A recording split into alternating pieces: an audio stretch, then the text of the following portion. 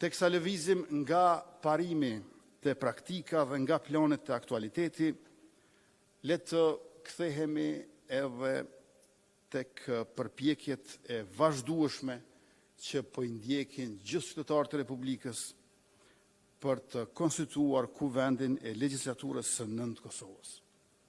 Ndonë se deputetët opozitarë, kolegë tonë në legjislaturën e 9, më herët votonin hapur kundër propozimit tonë, e tash nuk marrin pjesë fare në votim, që të mos ketë votim të fshehtë.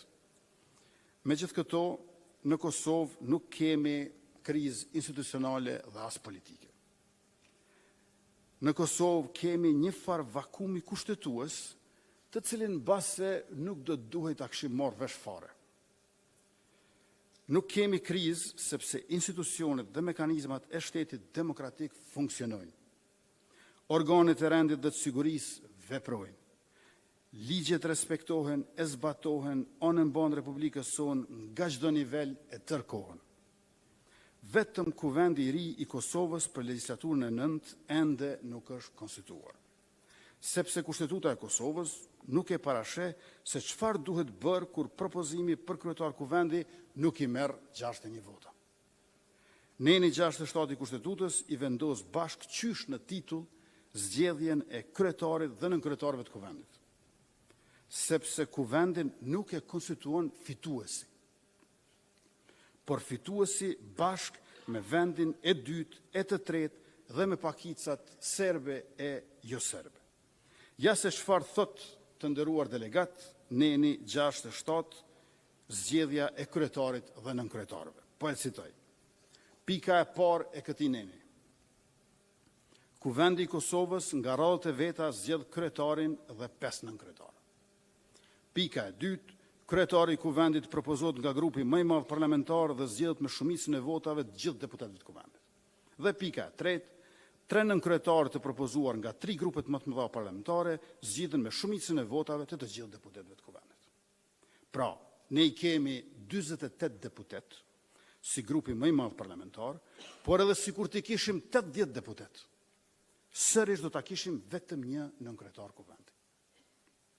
Sepse kuvendi I Republikës është mishërim I pluralizmit politik në shtet demokratik.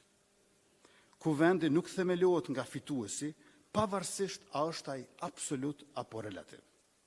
Kuvendi themelohet nga të gjithë dhe bashkë. Me që jemi fitues të zgjedhjeve, na takon pozita e kryetarit të kuvendit, pavarësisht që jemi fitues të zgjedhjeve, do të kemi vetëm një nga 5 nënkretarët e kuvendit. Ne nuk kemi bllokuar, sepse ne kemi propozuar kandidatin tonë. Sikur të mos propozonim kandidat, ne do të ishim bllokues. Përkundrazi, ne kemi propozuar kandidatin tonë. Dhe këtë e kemi bërë qysh në fillim me njerë. Dhe po ashtu ne nuk kemi bllokuar, sepse ne kemi votuar për.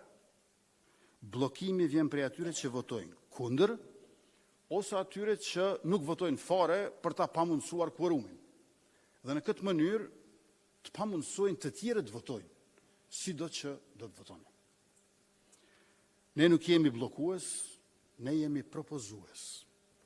Dhe propozimi ynë për kryetarët e kuvendit është Albulina Xhiu. Të tjerët mund të kenë propozime tjera, por Albulina është propozimi ynë.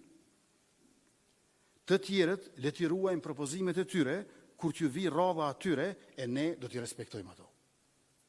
Mirë po është absurde që të tjerët të bëjnë propozimet tona, e mandej ne të përzgjedhim propozimet për të tjerët, kur t'ju vi radha atyre për nënkretarët e tyre.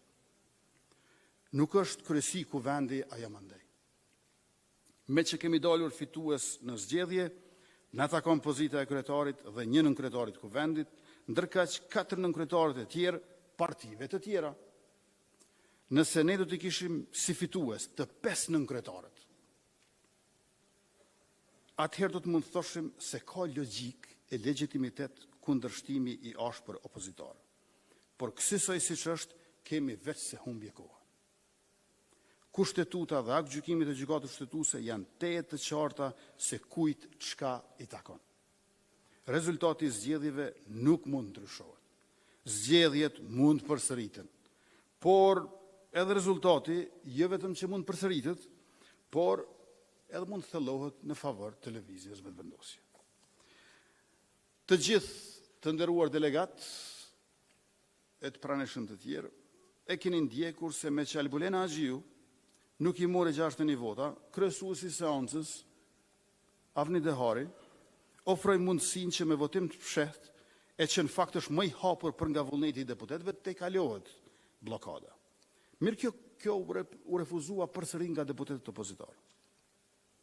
Deputetët kundërshtues thonë se nuk mund të ndërrohet mënyra e votimit, ndërkohë që kërkojnë ndryshimin e propozimit. Në Bundestagun gjerman, këtë javë, siç e pam gjithë, u përsërit votimi për kancelar dhe ndroi rezultati për të mirë, me që deputetët atje e vendosën interesin e shtetit mbi barrikadimin partijak. Votuan me votim të fshehtë, nuk ndroi kandidati, por ndroi rezultati. Edhe te ne votohet aq shumë e shpesh me votim të fshehtë. Prej votimit për president Republike e antar gjykatës kushtetuese deri te votimet për kryesues të kuvendeve komunale. Mirëpo në seancën konstituive, pas refuzimit të kandidatës së propozuar nga ne si subjekt fitues, por refuzohet edhe formimi i komisionit për të votuar me votim të fshehtë. Më shumë se 60 deputet nuk po marrin pjesë fare në votim, në kundërshtim me aktgjykimin e gjykatës kushtetuese të datës 26 gusht 2014, ku thuhet shumë qartë në pikën 128 se, po citoj, në konstituimin e kuvendit të gjithë deputetët duhet të jenë të pranishëm dhe të votojnë si të dëshirojnë në mënyrë të hapur ose të fshehtë, të votojnë për, kundër ose të abstenojnë dhe nuk mund të lirohen nga të vepruarit, kështu mbaron citati. Më qartë e thjeshtë se kaq nuk është e mundur. Por ne e pranojmë.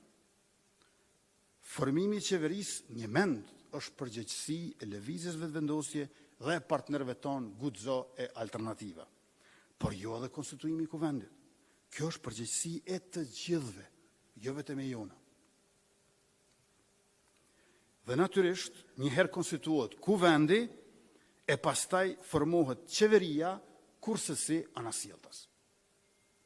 Sepse nga kuvendi i ri del qeveria e re, asnjëherë anasjelltas. Kosova ka qeveri, ka kryeministër, ka ministra në detyrë. Kosova nuk ka kuvend. Kosova duhet të bëhet me kuvend, e mandej do të bëhet edhe me qeveri të re. Nuk mund të ketë qeveri të re pa kuvend të ri. Andaj, le ta bëjmë sa më parë pa vonesa shtesë.